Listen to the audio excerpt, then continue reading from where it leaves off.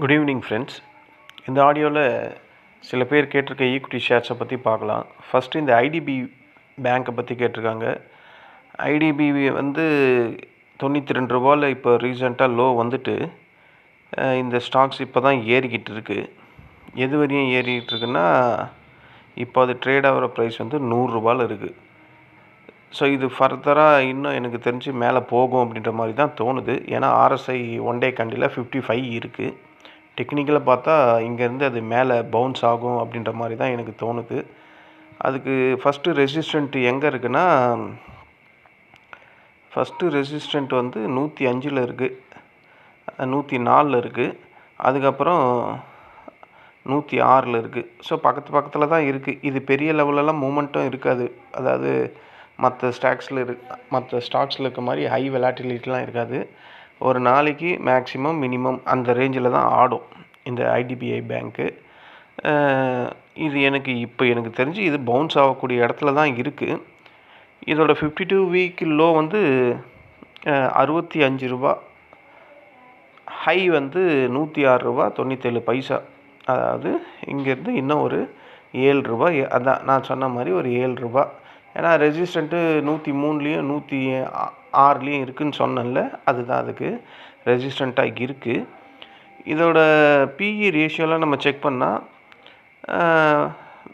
11 தான் இருக்குது. இந்த மாதிரி 11 இருந்ததுன்னா அதை வந்து ஷார்ட் டேர்முக்கு யூஸ் பண்ணவே முடியாது. லாங் டேர்ம் மட்டும்தான் யூஸ் பண்ண முடியும். லாங் டேர்ம்ன்றது மினிமம் 3லேருந்து அதிகபட்சம் நீங்கள் எவ்வளோ நாள் வெயிட் பண்ணுறீங்களோ அது வரையும் மினிமம் 3 வருஷத்துக்கு மேலேயாவது மெயின்டைன் பண்ணணும். அதுதான் long term. Price to book 1.60 தான் இருக்குது. டிவிடெண்ட்டு 2.10% கொடுக்குறான். ஸோ நல்லா தான் இருக்குது. இந்த மூணுமே நல்லா இருக்குது. ரிட்டர்ன் ஆன் ஈக்விட்டி 14.50% இருக்குது. அதுவும் நல்லா தான் இருக்குது. ஸோ இது நம்ம ஃபோக்கஸ் பண்ணலாம். லாங் டேர்ம் இன்வெஸ்ட்மெண்ட்டுக்கு ஃபோக்கஸ் பண்ணக்கூடிய ஒரு ஸ்டாக்ஸ் தான். என்ன ஒன்று, லாங் டேர்ம் இன்வெஸ்ட்மெண்ட் ஷார்ட் டேர்மில் இதில் பண்ணால் ஒரு ப்ராஃபிட்டும் கிடைக்காது. லாங் டேர்ம் தான் பண்ண முடியும். இது ப்ரொமோட்டர்ஸ் கிட்ட அதிகப்படியாக 94.71% இருக்குது. இது எப்படி இவ்வளோ வச்சுருக்காங்கன்னே புரியல. ஷேர் மார்க்கெட்டில் ஒரு ரூல் இருக்குது, ப்ரொமோட்டர்ஸ் வந்து 70லேருந்து 75% தான் வச்சுருக்கணும்னு. அப்போ இதில் எப்போ வேணால் ஆஃபர் ஃபார் சேல் பண்ணுவாங்க போல் இருக்குது. எஃப்ஐஎஸ் கிட்ட 0.47% தான் இருக்குது. மியூச்சுவல் ஃபண்டுக்கிட்ட 0.05%, இன்சூரன்ஸ் கிட்டேயும் 0.05, டிஐஎஸ் கிட்ட 0.03, நான் இன்ஸ்டியூஷன் 4.69% வச்சுருக்காங்க. இது வந்து லாங் டேர்ம் யூஸ் பண்ணாதான் பெஸ்ட்டு. அதே நேரத்தில் ப்ரொமோட்டர்ஸ் கிட்ட 95% இருக்குது. ஸோ இது ப்ரொமோட்டர்ஸ் கண்டிப்பாக ஒரு 20% செல் பண்ணுவாங்க. எப்போ பண்ணுவாங்கன்னு தெரியல. ஏன்னா 95%லாம் வச்சுருந்தா வந்து கவர்மெண்ட்டு ஷேர் மார்க்கெட்டில் ஒரு ரூல் இருக்குது, 75% தான் வச்சுருக்கணும் அப்படின்ற மாதிரி. ஸோ அதனால் இது ஒரு பிலோ பாட்டம்லாம் வந்ததுன்னா நம்ம அங்கே போய் ஃபோக்கஸ் பண்ணலாம். அதில் எப்போ இவங்க கவர்மெண்ட்டு தலையிட்டு இந்த ஷேரை செல் பண்ணுவாங்கன்னு தெரியல. ஸோ அது வரையும் நம்ம மெயின்டைன் பண்ண வேண்டியதாக இருக்கும். அந்த நியூஸ் எப்போ வந்தாலும் அப்போ இந்த மார்க்கெட்டோட ப்ரைஸு கீழே இறங்கிறதுக்கு வாய்ப்புகள் அதிகம் இருக்குது. அதுக்குள்ளே இது மேலே போயிடுச்சுன்னா நம்ம ப்ராஃபிட்டபுளாக இருந்தால் அதுக்குள்ளே நம்ம ப்ராஃபிட்டை புக் பண்ண வேண்டியது தான் இந்த ஐடிபிஐ பேங்க்கில் இருக்கிறது. அடுத்தது பிஎன்பி பேங்க்கு. பிஎன்பி பேங்க்கு இது ஒரு ஃபஸ்ட் கிளாஸ் பேங்க்கு. ஸ்டார்டிங்கில் இது நல்லா இருந்தது. நான் கூட ஒரு 3-4 வருஷத்துக்கு முன்னாடி வச்சுருந்தேன்னு நினைக்கிறேன் இந்த பிஎன்பி பேங்க்கு. அது இப்போ ரெசிஸ்டண்ட்டை தொட்டுக்கிட்டு இருக்குது. 120, ஆமாம் 120ல் 121 வைங்களேன். 120.90 இருக்குது. 121 வைங்க. ஆர்எஸ்ஐயில் வந்து 52 இருக்குது. இந்த ரெசிஸ்டண்ட்டை கட் பண்ணிட்டானா 121.15, 121.70, 122 வைங்க. இது புள்ளியாக தான் போகும். அதனால தான் ஒரே கன்ஃபியூஷனாக இருக்குது. 122 ஒரு ரெசிஸ்டண்ட்டு. அதை கட் பண்ணி மேலே போனால் மட்டும்தான், ஒரு புல்லிஷ் கேண்டில் வந்தால் மட்டும்தான் அது 127 வரையும் போகும்.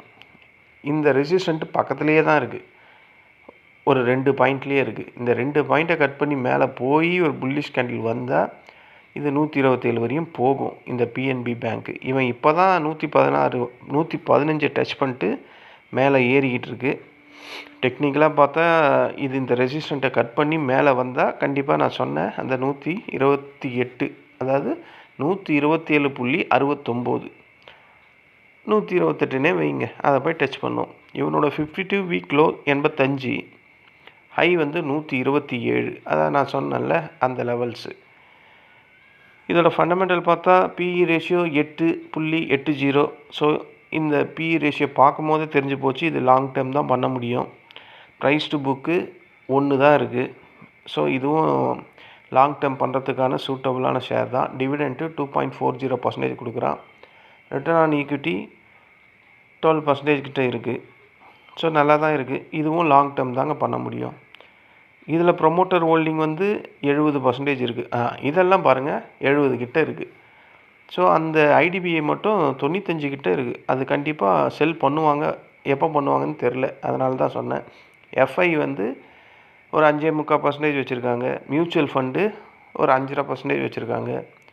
இன்சூரன்ஸ் ஒரு 10% கீழே தான் இருக்குது. பரவாயில்ல, 9.85% வச்சுருக்காங்க. நம்ம டிஐஸ் வந்து 0.17% வச்சுருக்காங்க. நான் இன்ஸ்டிடியூஷன் வந்து ஒரு 9% வச்சுருக்கு. ஸோ இது நல்லா தான் இருக்குது. ஏன்னா ஒன்று, இது லாங் டேர்ம் மட்டும்தான் நம்ம யூஸ் பண்ண முடியும். ஏன்னா இதோட PE ratio, price to book எல்லாம் ரொம்ப கம்மியாக இருக்குது. இதெல்லாம் வந்து லோ கேட்டகரியில் வரக்கூடிய ஸ்டாக்ஸு. அதாவது லோவில் இருக்க வந்தால் ஹை வேல்யூவேஷனுக்கு போகக்கூடிய ஒரு இது, அந்த மாதிரி இடத்துல இந்த ஸ்டாக்ஸ் இருக்குது. இது லாங் டேர்முக்கு தான் சூட்டாக இருக்கும். இது வந்து இந்த பிஎன்பி வந்து ஒரு லார்ஜ் கேப்பு, உங்களுக்கு தெரியும்னு நினைக்கிறேன். பப்ளிக் செக்டர் இது பேங்க்கு. ஷார்ட் டேர்ம்லேயும் சரி, லாங் டேர்ம்லேயும் சரி. ஷார்ட் டேர்மில் இவன் அடிக்கடிக்கு இறங்கிக்கிட்டு இருப்பான். ஒரு பாட்டமில் இவனை பிடிச்சிட்டோம்னா, இந்த 85 வந்தது பார்த்தீங்களா, இந்த 85 நமக்கு தெரிஞ்சே வந்ததுங்க. நான் ஷேர் மார்க்கெட்டில் இருக்கும் போதே இந்த 85 டச் பண்ணியிருக்கு, நானே பார்த்துருக்கேன். அப்போ இந்த பேங்க்கில் ஏதோ ஒரு கடன் பிரச்சனை இருந்தது. எவனோ ஒரு பெரிய ஆள் கடன் வாங்கி விட்டு ஓட்டான். அப்போ அது அடி வாங்குச்சு. அப்புறம் இப்போ கொஞ்சம் கொஞ்சமாக மேலே ஏறி வந்துக்கிட்டு இருக்கு. இது லாங் டேர்ம் தான் சூப்பராக இருக்கும். ஏன்னா அதோடய ஃபண்டமெண்டல் அந்த மாதிரி இருக்குது. அதனால் இதை லாங் டேர்ம் சூஸ் பண்ணுறது பெஸ்ட்டு. அப்புறம் இந்த ஹட்கோன்னு ஒன்று கேட்டிருந்தாங்க. ஹட்கோ எல்லாமே கவர்மெண்ட் சம்மந்தமாகவே தான் வருது. ஹட்கோ வந்து இப்போ ட்ரேட் ஆகிற ப்ரைஸ் வந்து 216 ரூபாயில் ட்ரேட் ஆகிட்டுருக்கு. இவன் இப்போ தான் ரீசெண்டாக ஒரு லோ வந்தான், 204 வரையும் வந்திருக்கான். 204 வரையும் வந்துட்டு இப்போது 216 இருக்குது. இது கொஞ்சம் நல்ல வெலாட்டிலிட்டி இருக்குங்க இந்த ஹட்கோவில். இது நம்ம ஃபோக்கஸ் பண்ணலாமா இல்லையான்னு ஃபண்டமெண்டல் பார்த்துட்டு நம்ம சொல்லுவோம். பட் இப்போ இது ஆர்எஸ்ஐயில் பார்த்தா 50க்கு கீழே இருக்கான். அதாவது பேரிஷ் ட்ரெண்டுக்குள்ளே தான் இருக்குது. இவனுக்கு இங்கே ரெசிஸ்டண்ட்டு பக்கத்துலேயே தான் இருக்குது, 219 இருக்குது. அதை கட் பண்ணால் தான் இவன் மேலே போவான். 219 டச் பண்ணிவிட்டு மறுபடியும் கீழே வந்தானா அகைன் இந்த 203 வந்து எடுக்கும். அந்த 219க்கு மேலே ஒரு ஸ்ட்ராங்கான புல்லிஷ் கேண்டில் வந்தால் அதோட எங்கே இருக்குன்னா 240 தாங்க அடுத்த ரெசிஸ்டண்ட்டு. அதுக்கு முன்னாடி ஒரு ஸ்ட்ராங்கான ரெசிஸ்டண்ட் இருக்குது, அதை சொல்ல மறந்துட்டேன். அது எங்கே இருக்குன்னா கரெக்டாக 235 இருக்குது. இதை கட் பண்ணால் தான் அடுத்த ஒரு 5-6 பாயிண்ட்டுக்கு மேலே போகும் இந்த ஹட்கோ. இதுதான் ஹட்கோவில் இப்போ இருக்கிற டெக்னிக்கல்.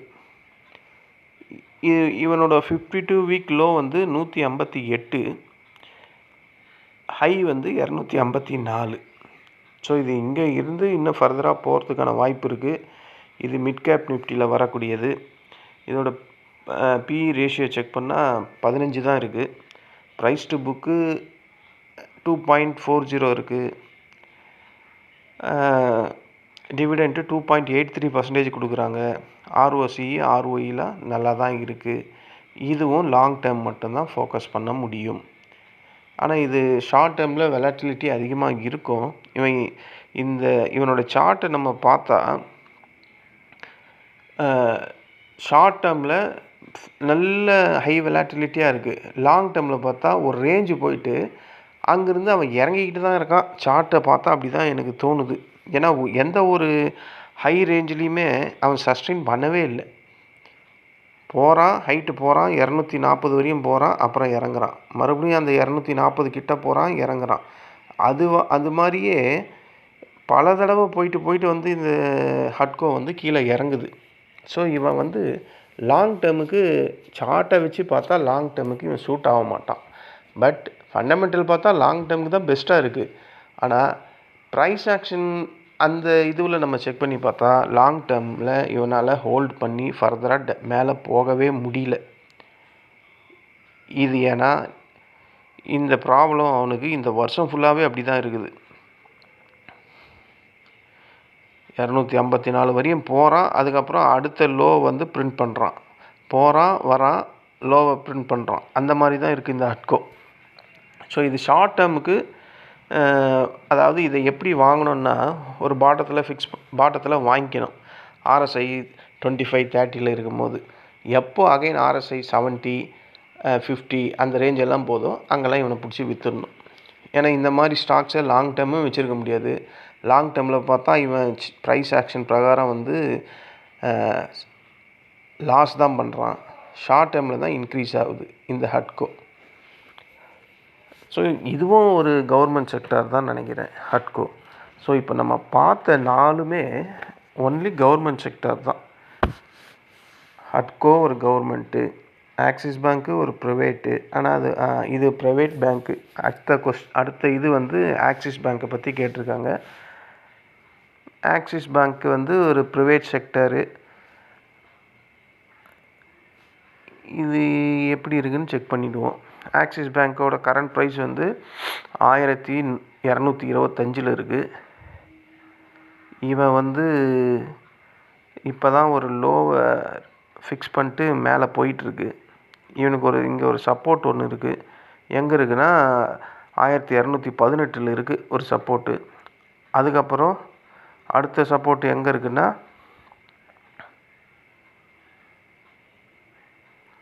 அடுத்த சப்போர்ட்டு 1128 தான் இருக்குது. அதாவது 1218 ஃபஸ்ட்டு சப்போர்ட் அங்கே ஒன்று இருக்குது. அதுக்கப்புறம் ஒரு 100 பாயிண்ட் தள்ளி தான் இருக்குது இந்த ஆக்சிஸ் பேங்க்கு. அவ்வளோ தொலைவு இவன் வருவானா அப்படின்றத மார்க்கெட்டோட அந்த மார்க்கெட்டில் இருக்கக்கூடிய நியூஸை பொறுத்து தான் இருக்குது. இது ப்ரைவேட் செக்டரு, இவெல்லாம் கொஞ்சம் டிஃபென்சிவாக இருக்கக்கூடிய பேங்க் செக்டரு. அதனால் இவனெல்லாம் நம்ம லாங் டேர்ம் ஃபோக்கஸ் பண்ணலாம். பட் இதோட ஃபண்டமெண்டல் எப்படி இருக்குன்றதை நம்ம செக் பண்ணால் தான் இது லாங் டேர்முக்கு சூட் ஆகுமா அப்படின்றது தெரியும். இது RSIயில் பார்த்தா பியரிஷ் ட்ரெண்டுக்குள்ளே இருக்குது, 40 தான் இருக்கான். ஒரு டெக்னிக்கல் பவுன்ஸ் வர்றதுக்கான வாய்ப்பு இருக்க மாதிரி தான் எனக்கு தோணுது. ஆனால் பியர் ட்ரெண்டுக்குள்ளே இருக்குது இப்போதைக்கு. ஏன்னா EMA கிராஷ் ஓவரையும் கட் பண்ணி கீழே தான் இருக்கான். RSIலையும் செல்ஸ் லாஸ், அதாவது ஓவர்சோல்ட் ரீஜனுக்குள்ளே தான் இருக்குது. இதோட ஃபண்டமெண்டல் செக் பண்ணால் இதோட 52 வீக் லோ 933, ஹை வந்து 1304. இது வந்து லார்ஜ் கேப்பில் வருது, பேங்க் செக்டரு, ப்ரைவேட்டு. இதோட ஃபண்டமெண்டல் நம்ம பார்த்தோம்னா ஃபண்டமெண்டல் PE ரேஷியோ 16க்கு கீழே இருக்குது. ப்ரைஸ் டு புக்கு 2 தான் இருக்குது. டிவிடெண்ட்டு 0.08, டிவிடெண்ட்டு வேலைக்கு ஆகாத டிவிடெண்ட்டு. ரிட்டர்ன் ஆன் ஈக்விட்டி 13 கிட்ட இருக்குது. ஸோ இதெல்லாம் ஓகே தான். இது லாங் டேர்ம் தாங்க சூப்பராக இருக்கும் இந்த ஆக்சிஸ் பேங்க்கு. இவன் லாங் டேர்ம் வந்து கண்டிப்பாக நல்லா ப்ராஃபிட்டபுளாக அமையறதுக்கான வாய்ப்பு தான் இருக்குது. இவன் இப்போ தாங்க ஒரு ரீசெண்டான ஒரு பெரிய பீரிஷ் கேண்டில் போட்டிருக்கான். 15 டிசம்பர் மாதம் 1280 இருந்து ஒரு 62 பாயிண்ட் இறங்கியிருக்கான் ஒரே நாளில். அப்போ இதில் ஏதோ ஒரு பிரச்சனை இருக்குது. நம்ம வந்து மேலோட்டமாக ஃபண்டமெண்டலும் அதோட டெக்னிக்கலும் பார்க்குறோம். ஆனால் உள்ளுக்குள்ளே ஏதோ ஒரு ப்ராப்ளம் இருக்குது. ஒரே கேண்டில்ல 68 பாயிண்ட் இறங்கிருங்க, அதுவும் இந்த டிசம்பர் மாதத்தில். இதை என்னன்னு நம்ம பார்க்கணும். நீங்கள் பாருங்கள், இந்த ஷேரை வச்சுருக்க கேள்வி கேட்டிருக்காரு. இது உள்ளே நான் போய் அதோட பேங்க்கோட டீட்டெயிலெலாம் பார்க்க முடியாது. அதுக்கு ஒரு நாள் ஆகும். நான் இப்போதைக்கு அதோட ஃபண்டமெண்டல் அண்ட் டெக்னிக்கல் மொத்தம் பார்த்து சொல்கிறேன். ஏன்னா ஒரு நாளில் டிசம்பர் 15 ஒரே ஒரு நாளில் 68 பாயிண்ட்டு கிட்டே இறங்கியிருக்கான். அதுக்கப்புறம் ஃபர்தராக அவன் இன்னமும் பியரிஷாக தான் இருக்கான். RSIலையும் பியரிஷாக தான் இருக்குது. ஸோ இது இன்னும் இறங்குனா நான் சொன்ன மாதிரி 1172 ஃபஸ்ட்டு, அப்புறம் 1100 இல்லை ஃபஸ்ட்டு சப்போர்ட்டு 1218, அது ஃபஸ்ட்டு சப்போர்ட்டு. அதுக்கப்புறம் இருக்கிற சப்போர்ட்டு 1172, அதுக்கப்புறம் 1128. ஸோ இந்த சப்போர்ட்டெல்லாம் இது வரும். ஆனால் PE ரேஷியோ ரொம்ப கம்மியாக இருக்குது. இதெல்லாம் பொட்டென்ஷியலாக இது வேறு பேங்க் செக்டர் வேறு இருக்குது. மேலே ஏறிடும், லாங் டேர்முக்கு இது பெஸ்ட்டாக இருக்கும் அப்படின்ற மாதிரி தான் எனக்கு தோணுது. இது ஏன் இறங்குச்சின்ற டீட்டெயிலை தயவு செஞ்சு நீங்கள் போய் அதோட பேங்க்கோட ஏதாவது இப்போது ரீசெண்டாக ஏதாவது பேட் நியூஸ் இருக்கான்றதை நீங்கள் பார்த்துக்குங்க. ஏன்னா அது உள்ளே போய் செக் பண்ணணும். அடுத்தது NBCCன்னு கேட்டிருக்காங்க. NBCC இப்போ அது ட்ரேட் ஆகுது ₹116.27 ட்ரேட் ஆகுது. RSIயில் 56 இருக்குது. இதுக்கு ஃபஸ்ட்டு ரெசிஸ்டண்ட்டு ₹120 இருக்குது. அந்த 120 கட் பண்ணி ஒரு புல்லிஷ் கேண்டில் வந்தால் இது மேலே ஃபர்தராக மேலே போகும். இது வந்து இப்போதைக்கு ஒரு புல்லிஷ் ட்ரெண்டில் தான் இருக்குது. இது மேலே போகிறதுக்கான வாய்ப்பு எங்கே இருக்குன்னா, அந்த 119 கட் பண்ணி ஒரு ஸ்ட்ராங்கான புல்லிஷ் கேண்டில் வரணும். வந்ததுன்னா இது ஃபர்தராக மேலே இன்னும் போகிறதுக்கான பொட்டென்ஷியல் இருக்குது.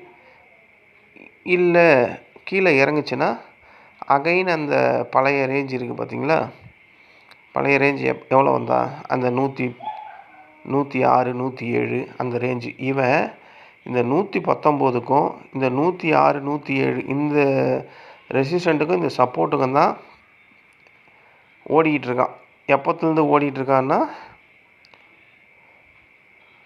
இந்த ஜூலை மாதத்துலேருந்து இப்போ வரையும் இந்த சப்போர்ட்டு இந்த ₹106க்கும் இந்த ₹119 தான் ஆடிக்கிட்டு இருக்கான் இந்த NBCC. ஸோ இது ஏறுறதுக்கு வாய்ப்பு இருந்தாலும் அந்த ரெசிஸ்டண்ட்டை நான் சொன்ன மாதிரி அந்த ரெசிஸ்டண்ட்டை 120 ரெசிஸ்டண்ட்டை கட் பண்ணி மேலே போனால் மட்டும்தான் இது ஃபர்தராக டெவலப் ஆகும். அப்படி தான் சார்ட்டில் இருக்குது. இதோட ஃபண்டமெண்டல் நம்ம செக் பண்ணுவோம். இதோட 52 வீக் லோ வந்து ₹71 இருக்குது. ஹை வந்து ₹130, 130, 331 வைங்க. அவ்வளோ தொலைவு இருக்குது. அதாவது இங்கேருந்து இன்னும் ஒரு 15 பாயிண்ட் ஏறக்கூடிய இடத்துல இருக்குது. அப்போது அந்த 119, 120ன்னு சொன்ன ரெசிஸ்டண்ட்டை கட் பண்ணி உடைச்சா இன்னும் அங்கேருந்து ஒரு 13 பாயிண்ட் போகும். ஆனால் இதோட ஃபண்டமெண்டல் செக் பண்ணால் PE ரேஷியோ அதிகமாக இருக்குது, ப்ரைஸ் டு புக்கு ரொம்ப அதிகமாக இருக்குது, டிவிடெண்ட்டு 0.94% கொடுக்குறான், ரிட்டர்ன் ஆன் ஈக்விட்டி நல்லா தான் இருக்குது. ஆனால் ROCE நெகட்டிவ் கேபிட்டல் எம்ப்ளாய்டுன்னு வருது. எனக்கு தெரிஞ்சு இது ஹையர் வேல்யூவேஷன் ஸ்டாக்கு NBCC. இது பெரிய லெவலெலாம் ஏறுறதுக்கு ரொம்ப கஷ்டம். இது ஏறினாலும் மறுபடியும் இது கீழே தான் இறங்கும். அப்படி தான் இது ஃபண்டமெண்டலில் இருக்குது. அது இல்லாமல் ROCE எல்லாம் நெகட்டிவ் கேபிட்டல் எம்ப்ளாய்டுன்னு காட்டுறான். ஒருவேளை ரிசர்வாக மணி வச்சுருக்கானோ என்னவோ தெரில. ரிட்டர்ன் ஆன் ஈக்விட்டி நல்லா தான் இருக்குது. But price to book above 11 கிட்ட இருக்குதுங்க. அந்தளவுக்கு இது ப்ரைஸ் டு புக்கு, அதாவது அவனோட ப்ரைஸ் புக்குக்கும் மார்க்கெட்டில் இருக்க ப்ரைஸுக்கும் சம்மந்தம் இல்லாமல் இருக்குது. ஸோ இது லாங் டேர்மெல்லாம் செட் ஆகாதுன்னு தான் எனக்கு தோணுது. ஏறுற வரையும் ஏறி ப்ராஃபிட்டை புக் பண்ணிக்கணும். வாங்கி விற்று விளையாடுற ட்ரேடிங்கை தான் இந்த NBCCயில் பண்ண முடியும். இதில் ப்ரொமோட்டர்ஸ் யார் இருக்கான்னு பார்க்கணும். ப்ரொமோட்டர்ஸ் வந்து 61.75% ப்ரொமோட்டர்ஸ் வச்சுருக்காங்க. எஃப்ஐஎஸ் வந்து ஒரு 5.5% வச்சுருக்காங்க. மியூச்சுவல் வந்து ஒரு 6% வச்சுருக்காங்க. இன்சூரன்ஸ் கம்பெனி ஒரு 5% வச்சுருக்காங்க. டிஐஎஸ் வந்து 0.03%. நான் இன்ஸ்டியூஷன் 22%. எஃப்ஐஎஸ் கிட்ட அந்தளவுக்கு ஒன்றும் இல்லை, 5% தான் வச்சுருக்காங்க. இதுக்கு முன்னாடி ஜூலை மாதம் 4.99% எஃப்ஐஎஸ் வச்சுருந்தாங்க. இப்போது 5.33% எஃப்ஐஎஸ் வச்சுருக்காங்க. ஸோ இது ஓவர் வேல்யூட் ஸ்டாக்ஸ். ஃபண்டமெண்டலாக பார்த்தா இது பெரிய லெவல்லலாம் ப்ராஃபிட் லாங் டேர்மில் தராது அப்படின்ற மாதிரி தான் எனக்கு மைண்டில் தோணுது. இதோட ஃபண்டமெண்டல் செக் பண்ணால் ஷார்ட் டேர்முக்கு வேணும்னா இதை பாட்டத்தில் பிடிச்சி ஒரு ஹையர் ரேஞ்ச் வரும்போது செல் பண்ணலாம் அப்படின்ற மாதிரி தான் இந்த என்பிசிசி இருக்குது. நீங்கள் எதில் வாங்கி வச்சுருக்கீங்கன்னு எனக்கு தெரியல. என்பிசிசி பாட்டத்தில் பிடிச்சிருந்தீங்கன்னா அவன் பழையபடி அந்த 52 வீக் ஹை வரும்போது விற்றுறது எனக்கு தெரிஞ்சு ரொம்ப பெஸ்ட்டாக இருக்கும் அப்படின்றது என் கருத்து. உங்களோட ஷேர்ஸு நீங்கள் தான் அதை முடிவு பண்ணணும். உங்களோட தீர்மானம் தான், உங்களோட டிட்டர்மினேஷன் தான் மெயின். ஆனால் இதை நீங்கள் யார்கிட்ட வேணாலும் இதில் ஃபண்டமெண்டல் கேட்டிங்கன்னா இதை கண்ண முடிக்கணும் ஓவர் வேல்யூட் ஸ்டாக்ஸ்னு சொல்லுவாங்க. இது எப்போ வேணால் இறங்கும், பெரிய லெவலெல்லாம் ப்ராஃபிட் கொடுக்காது லாங் டேர்மில் அப்படின்னு கிளியராக கட் அண்ட் ரைட்டாக சொல்லுவாங்க. அதனால் முடிவை நீங்கள் தான் எடுக்கணும். எந்த லெவலில் வாங்கியிருக்கீங்கன்றதை பார்த்துட்டு ப்ராஃபிட்டாக இருந்தால் வாங்கி விற்று விளையாடுற ட்ரேடை தான் இதில் பண்ண முடியும். நம்ம அப்படியே ஹோல்ட் பண்ணலாம் லாங் டேர்முக்கு அப்படின்னா இவன் ஆல்ரெடியே பி ரேஷியோ ஹெவியாக இருக்கான், ப்ரைஸ் டு புக்கும் ஹெவியாக இருக்கான். இவன் இன்னும் எவ்வளோ நாள் லாங் டேர்மில் வச்சுருக்க முடியும்? ஸோ இது கொஸ்டின் மார்க். இங்கே வந்து அந்த லாஜிக்கே உதைக்குது. அதனால் நீங்கள் தான் முடிவு எடுக்கணும் ஃப்ரெண்ட்ஸ். இதுதான் ஃப்ரெண்ட்ஸ் இந்த கேட்ட கொஸ்டின்ஸ். ஆக்சிஸ் பேங்க்கு, பிஎன்பி பேங்க்கு, என்பிசிசி, ஹட்கோ, ஐடிபிஐ, இன்னொன்று கேட்டிருக்காங்க சிம்பனி அப்படின்னு கேட்டிருக்காங்க. சிம்பனி அது ஏர் கூலர் கம்பெனின்னு நினைக்கிறேன்.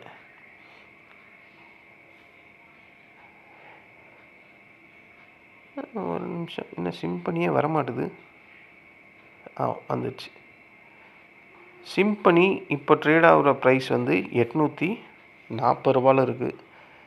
840 ரூபாய் ரொம்ப பெரிய ஷேர் தான். இது ஆர்எஸ்ஐயில் பார்த்தா பேரிஷ் ட்ரெண்டில் இருக்குது. இஎம்ஏ கிராஷ் ஓவர்லேயும் பேரிஷ் ட்ரெண்டில் இருக்குது. நான் ஒன் டே கேண்டிலில் சொல்கிறேன். ஸோ இது இன்னும் இறங்குச்சுன்னா எது வரையும் இறங்கும் அப்படின்ற மாதிரி இருக்குது. இவன் புது லோவை தாங்க ஜென்ரேட் பண்ணிக்கிட்டு வரான். இவன் இப்போ இருக்கிற லோவே 52 வீக் லோ தான் நினைக்கிறேன். ஒரு வாட்டி செக் பண்ணிடலாம் ஃபண்டமெண்டலில். ஆமாம், கரெக்டு தான். 838. அதாவது இன்றைக்கி தாங்க வந்திருக்கான் 52 வீக் லோ. புதிய லோவை ஜென்ரேட் பண்ணிட்டு போயிருக்கான். இவனோட ஆல் டைம் ஹை வந்து 1455 ரூபாயில் இருக்குது. அடேங்க அப்பாடி அப்பா. இது வந்து ஸ்மால் கேப்பு, அதனால தான் இவ்வளோ வெலாட்டிலிட்டி இருக்குது. இது வந்து நான் சொன்ன மாதிரி ஏசி கம்பெனி தான், டொமஸ்டிக் அப்ளைன்சஸ் ஏசி தான். இது எப்படி இருக்குது, என்ன இருக்குதுன்னு நம்ம பார்க்கலாம். ஃபண்டமெண்டல் அடேங்கப்பா, P ratio 71, price to book 8 கிட்ட இருக்குது. டிவிடெண்ட்டு 1.43 தான் கொடுக்குறான். ஆர்ஓஇலாம் நல்லா தான் இருக்குது. ஆனால் higher valuation, over valued stocks அப்படின்னு சொல்கிறாங்கல்ல, ஹையர் வேல்யூவேஷனில் இந்த சிம்பனியும் ஹையர் வேல்யூவேஷனில் தான் வருது. இந்த என்பிசிசியும் ஹையர் வேல்யூவேஷன் தான், ஓவர் வேல்யூட் ஸ்டாக்ஸு. இந்த சிம்பனியும் ஓவர் வேல்யூட் ஸ்டாக்ஸில் தான் வரான். அதனால தான் இதை பிடிச்சி இந்த அடி அடிச்சிக்கிட்டு இருக்கானுங்க. 1455 ரூபாய் எங்கே, 838 ரூபாய் எங்கே? பாதிக்கு பாதி வந்துட்டான். இன்னும் கூட இறங்கும் அப்படின்ற மாதிரி தான் எனக்கு தோணுது. ஏன்னா இவ்வளோ பாதிக்கு பாதி இறங்கியே இன்னும் அவனோட ப்ரைஸ் டு புக்கும் பிஇ ரேஷியோவும் அவ்வளோ இருக்குது. அப்போ இது எவ்வளோ தூரம் இறங்கும்னு தெரியல. நீங்கள் ஆல்ரெடி வச்சுருக்கிறதுனால தான் கேட்டிருக்கீங்க.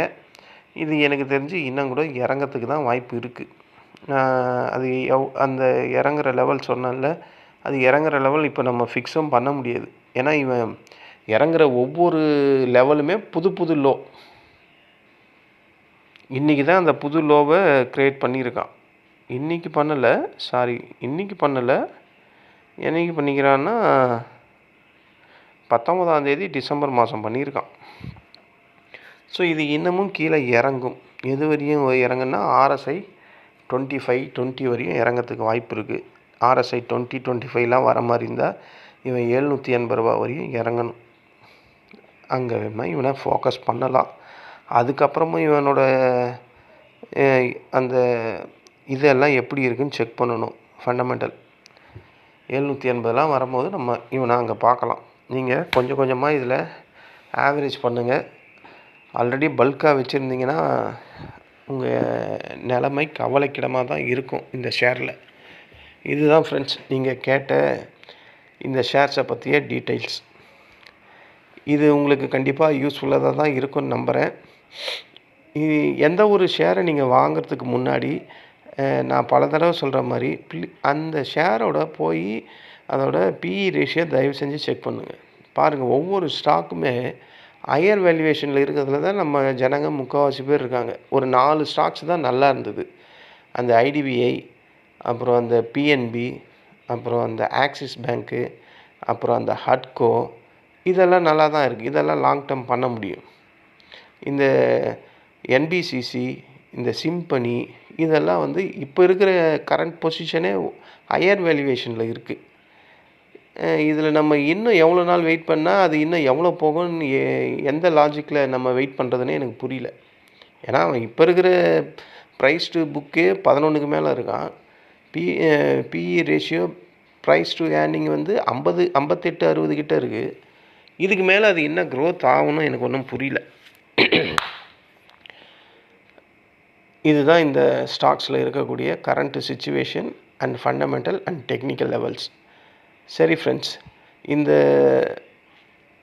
ஆடியோ உங்களுக்கு பிடிச்சிருந்தா என்னுடைய சேனலை சப்ஸ்கிரைப் பண்ணுங்கள். உங்கள் ஃப்ரெண்ட்ஸ் அண்ட் ரிலேட்டிவ்க்கு ஃபார்வர்ட் பண்ணி அவங்களையும் சப்ஸ்கிரைப் பண்ண சொல்லுங்கள். ஒரு டிஸ்க்ளைமர், நான் வந்து செபியில் ரிஜிஸ்டர் செஞ்ச பர்சன் கிடையாது. இது சொல்கிற எந்த ஒரு விவாதத்துக்கு நான் உட்பட்ட இந்த ஷேர்ஸ் எல்லாமே ஒரு எஜுகேஷன் பர்பஸ்க்காக மட்டும்தான். அந்த ஸ்டாக்ஸோட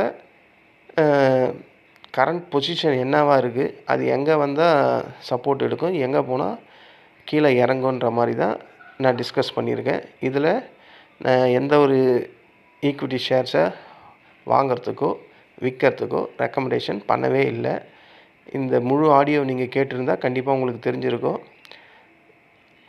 அதனால் எந்த ஒரு முடிவும் எடுக்கிறதுக்கு முன்னாடி உங்கள் ஃபினான்ஷியல் அட்வைசர் அல்லது செபியில் ரிஜிஸ்டர் பண்ண பர்சன்களை தொடர்பு கொள்ளுங்கள். நன்றி, வணக்கம்.